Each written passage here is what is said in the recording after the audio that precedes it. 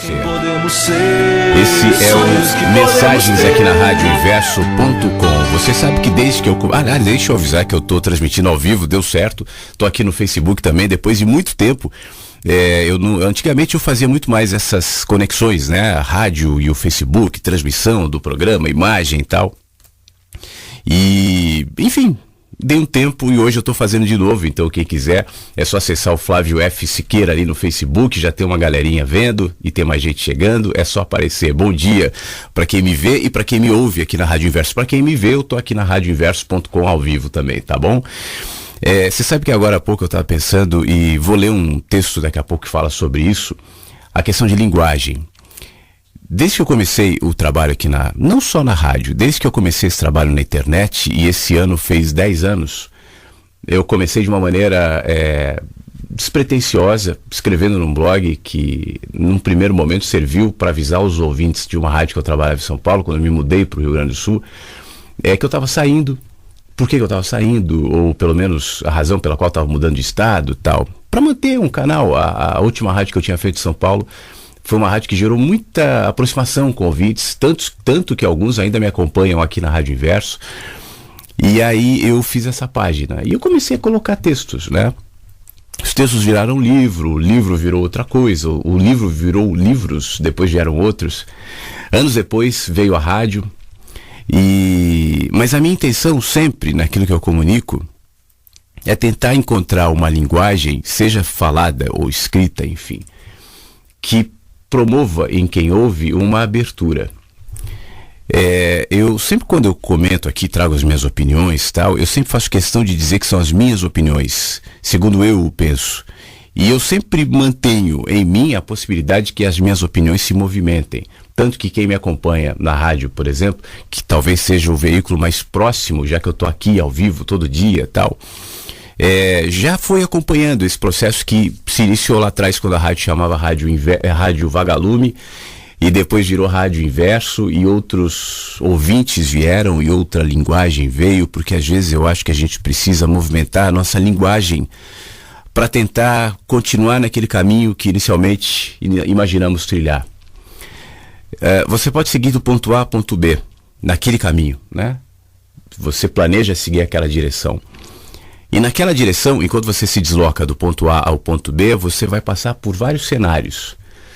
Se você tiver a determinação de, entre o ponto A e o ponto B, só enxergar um tipo de cenário, eu gosto de eucaliptos. Então, nesse cenário deverá necessariamente ter eucaliptos. Quando os eucaliptos terminarem, porque o caminho é composto de vários cenários, você vai se inquietar. E vai tentar, de alguma maneira, retornar ou se fixar naquele ponto. Afinal de contas, você gosta de eucaliptos. No entanto, um caminho é feito de vários cenários. E a nossa abertura para os cenários, para as estações, para os climas, se o caminho for longo, você começará de dia, provavelmente terminará à noite, passará por várias temperaturas. Então, a tua abertura tem que ser grande, para que então você possa concluir aquela caminhada, sair do ponto A e chegar ao ponto B. É fundamental que seja assim. Então, na minha linguagem aqui, eu tento fazer esse movimento, porque eu acho, e cada vez mais eu penso assim, que nós nos apegamos a algumas linguagens, a uma estética de linguagem, a alguns símbolos. E muito mais do que o significado dos símbolos ou o significado de um caminho, a gente se apegou ao cenário ou à estética daquela linguagem, daquela palavra, sem perceber que na vida tudo é linguagem. Por exemplo, e esse é um ponto que eu muitas vezes insisto aqui na rádio, a gente costuma falar ou pensar, por exemplo, Deus. O que é Deus? Quando eu uso essa palavra mágica, D-E-U-S, na mente da maioria das pessoas é ativado um sininho, ou é ativado um cenário. Esse cenário é um cenário cultural, construído por milênios de religiões, de ideias, de pensamentos, que desembocaram na sua cultura familiar, por exemplo, ou na sua cultura local, onde por algumas razões você se conecta e adere. Então Deus passa a ser a ideia, a cultura da tua família, da tua igreja, da tua comunidade, do teu país, do teu tempo. Isso não é mal. Até porque nós pensamos simbolicamente. O perigo é quando eu reduzo a possibilidade daquela amplitude, daquela profundidade, daquela extensão ao símbolo que remete à minha cultura. Então Deus passa a ser o meu conceito, a teologia, o conhecimento de Deus. E a teologia é explicada, é baseada em religiões, em ideias, em pensamentos, em troca de informações, o que não é necessariamente um problema. O que a gente não pode é diminuir aquela possibilidade para a minha experiência cultural. Outro exemplo muito claro, eu falava sobre isso semana passada aqui, é amor. Eu dizia, eu não me sinto em condições de dizer o que é amor. Você sabe o que é amor? Não. A gente está experimentando na vida expressões do amor. É mais ou menos como o vento. O que é o vento? Às vezes a gente está conversando aqui, eu digo, olha, o vento passou, você viu? Ó, a cortina se movimentou, foi o vento. O que eu vi foi a cortina, não foi o vento. A cortina foi uma expressão que o vento usou para dizer, tô aqui, passei. Quando a cortina parar de balançar, eu sei que o vento foi. Quando a cortina começar a balançar, eu sei que o vento está. Mas eu não vejo o vento. O que eu vejo é a cortina, como expressão do vento. Se eu reduzo o vento à minha experiência da cortina que balança, eu deixo de ter um pouco mais de entendimento, de consciência e mesmo de exposição ao vento. Porque toda vez que eu quiser sentir o vento, eu vou ter que chegar perto da cortina. Foi a cortina que balançou. E eu vou negar que lá fora as árvores balançam, as roupas balançam, enfim, os cabelos de quem tem balançam, né? Como expressão de vento também. Nada disso é o vento. A linguagem é mais ou menos como a cortina. Nós pensamos de uma maneira muito mais ampla e subjetiva. Eu costumo dizer que dentro de nós existem vários mundos. E a gente nem sempre tem acesso consciente aos mundos que moram dentro da gente, mas se expressam de maneira subjetiva, através de emoções, de nostalgias, de vazios. Muitas vezes aqui no programa eu falo sobre os vazios que nos movimentam, que movimenta a filosofia, que movimenta a religião, que movimenta a própria ciência. A ciência é um vazio do saber, é o vazio da explicação, é o vazio do sentido, é a busca do sentido. O cientista que pensa que descobriu tudo, que sabe tudo, deixou de ser cientista, virou um presunçoso. O cientista é aquele que, a partir de um insight, de um vazio, de um movimento, de um vento que toca, tenta descobrir a razão daquele vento. E nos cálculos e no estudo, enfim, vai descobrir componentes daquele vento que talvez respondam algumas perguntas, mas que gerarão muito mais outras perguntas. E essas outras perguntas geradas pela descoberta geradas por uma resposta, é que promoverão um movimento que farão com que aquele nunca pare. É como a filosofia. A filosofia não é a arte de responder. Hoje em dia a gente vive um tempo de filósofos autoajuda. Então o filósofo vai dizer como ser feliz, como votar, como arrumar namorado, namorada, como manter o casamento. Mas essa não é a função da filosofia. A função da filosofia é fazer perguntas. E é exatamente como a ciência, uma vez que alguma pergunta filosófica seja respondida, outras perguntas virão. Uma resposta promove muitas perguntas. Dentro da gente é mais ou menos assim. Eu falava na sexta-feira aqui que uma dos motivos que conectam as pessoas, por exemplo, a rádio, né? Eu recebo muito retorno nesse sentido. Ao ouvir a rádio, dizem assim, você ou os ouvintes que interagem, enfim, ou o Antônio, ou o Leonardo, que estão aqui na programação da rádio, de alguma maneira me movimentaram, me fizeram perceber coisas que eu pensava e que eu sentia que estavam aqui, mas que eu não sabia direito como se expressar, como vocalizar, como encarnar aquele pensamento, aquele sentimento, aquele anseio. As palavras são corpos.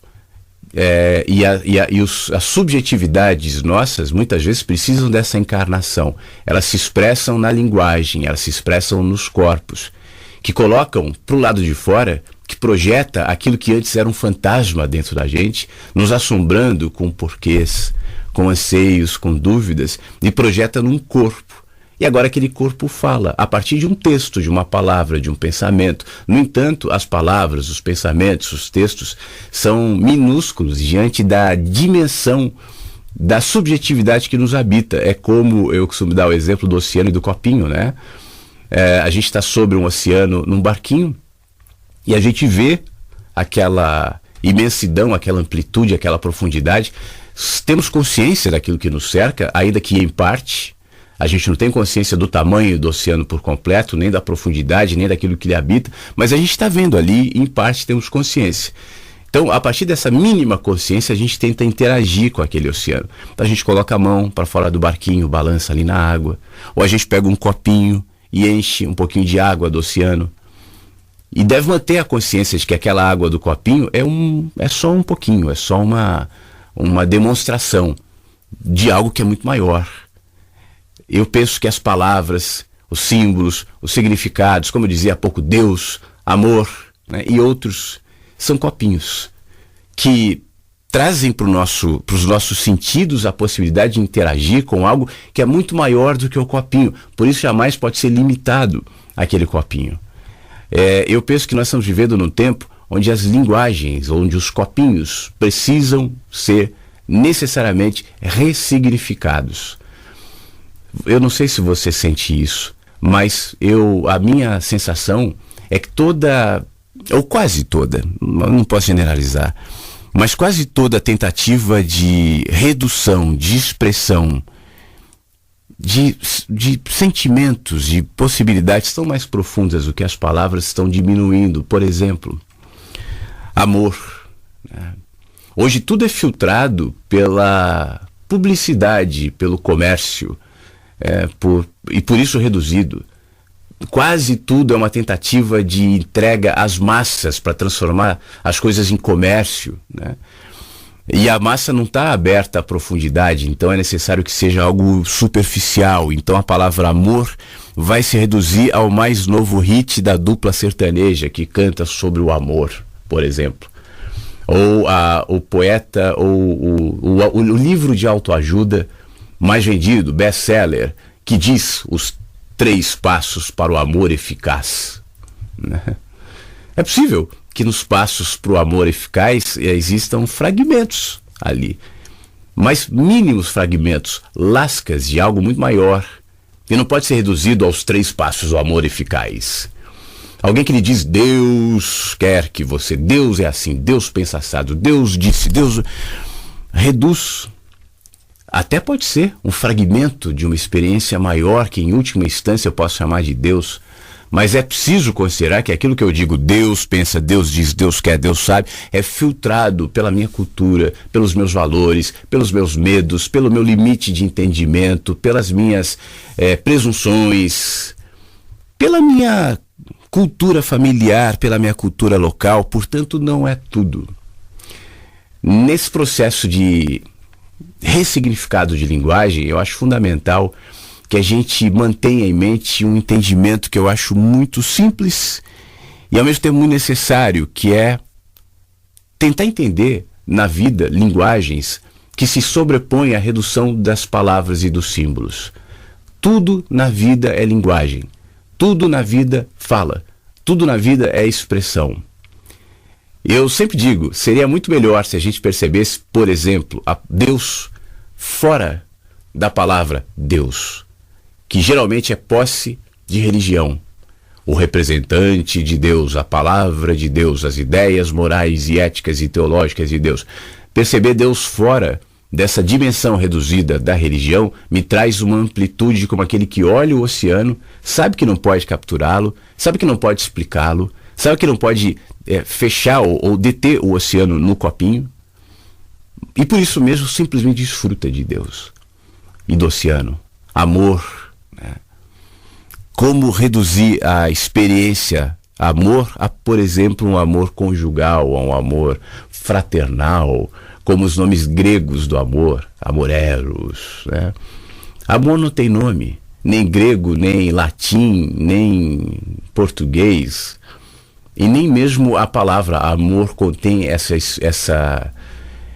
condição selvagem que se expressa não só nos beijos e abraços e carinhos e afetos, mas se expressa na dor, nas renúncias, na perplexidade também.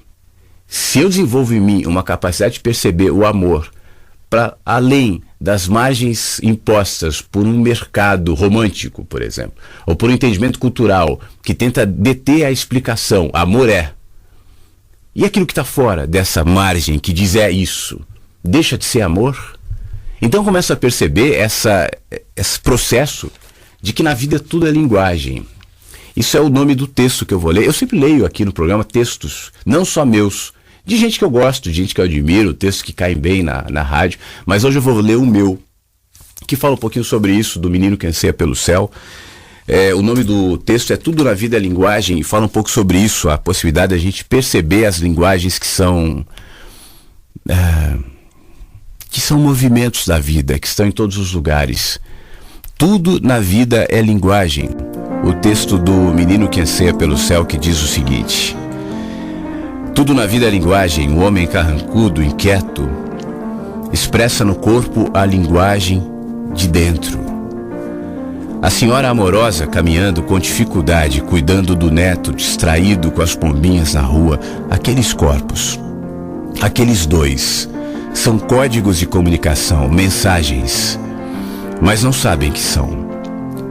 A vida tem muitos jeitos de se comunicar. A mata fechada, misteriosa, isolada, fala com a eloquência de cada movimento aparentemente sem nenhum significado. Quando o sol aparece, a música. Os pássaros ouvem sim, e se alegram. À noite, com a chegada da lua, a terra inteira fica exposta a uma sinfonia de sons, cantos de bichos noturnos, timbres sutis, constantes, invadem o ar e são acolhidos pelo vento que os espalha por todos os cantos. Quem é que pode ouvir as lições que o dia ensina à noite? Expressões silenciosas de sabedoria que passeiam pelo ar e pousam no mar, e mergulham, e visitam os peixes e alimentam os bichos marinhos e depois sobem, e voam baixo sobre águas salgadas, geladas, penetram ondas e se elevam até que as nuvens sejam preenchidas e se dissolvam como chuva que cuida da terra e que alimenta os humanos e que alimenta os bichos mais insignificantes, mais desconhecidos, mais sensíveis, mais inexpressivos, e que no entanto estão ali expostos à dinâmica da chuva, do clima, da natureza. Quem pode ouvir essas lições? Humanos e suas poesias e as suas músicas e as suas palavras que decodificam parte do que está em todos os lugares. As poesias, as músicas, as palavras são pequenas decodificações do que de fato é poesia com P maiúsculo. Essa poesia com P maiúsculo a gente não sabe. É a fonte de todas as poesias. E todos os poetas que viveram até aqui conseguiram capturar pequenas tons, sons, melodias, cifras de algo mais amplo que está exposto na vida há milênios, há milhões de anos, desde que o mundo é mundo, desde que a terra é terra, mesmo quando olhos humanos não estavam aqui prontos para projetar sobre aquela poesia com P maiúsculo a sua literatura, a sua cultura, e então desenvolver aquilo que nós chamamos de textos poéticos, poesia que é. Humanos expostos à comunicação infinita de vida que preenche corpos de carne e sangue e faz com que amem. E se expressa em animais e gera perfume de plantas e abastece oceanos e mundos profundos. Tudo na vida é linguagem, mas nenhuma linguagem limita, define, contém o que é maior do que ela. Expressões do mistério que chamamos de Deus, de vida, de amor, que tentamos enquadrar em códigos para depois dissecá-los, dominá-los e dizer agora eu sei, ter poder. A linguagem é uma espécie, pelo menos uma sensação de poder sobre o que é maior do que ela. Ao expressar parte, eu posso me iludir pensando que agora na minha linguagem, na minha palavra, eu detenho o todo. Mas quanto mais eu me aproximo do todo, maior ele fica. E quanto maior é o todo, mais o contraste da minha mínima expressão. Quanto menor diante do todo, mais besta eu fico diante do todo. E menor diante dele. E o contraste diante do todo revela o meu tamanho.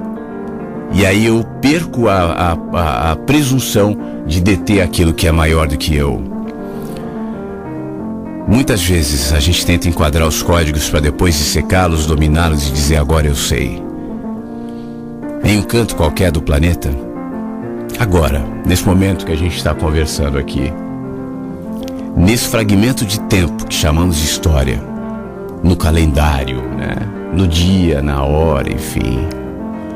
Enquanto a vida se manifesta multiforme, tons, variações, intensidades infinitas, e você me vê ou me ouve nessa tentativa absolutamente limitada de expressar o que está muito além do que eu estou dizendo, do que das palavras que eu estou usando aqui. Nesse momento, uma mãe, em algum lugar do mundo, abraça e dá um beijo no filho. Nesse instante, em algum lugar do mundo, tem um gato que dorme preguiçosamente, um pássaro que leva comida para os filhotes, gente que se despede e que sabe que não vai voltar mais. Gente que nasce, que morre, alguém que olha para o infinito e pensa em nada e sente algo que não sabe explicar, uma nostalgia. Ou gente preocupada, ou gente que vive e faz parte da sinfonia que não cessa. Expressões, o que chamamos de vida, e que saem em todos os lugares, em cada movimento, em tudo o que existe. Tudo. Linguagem que se expressa em seres que nem sabem que são.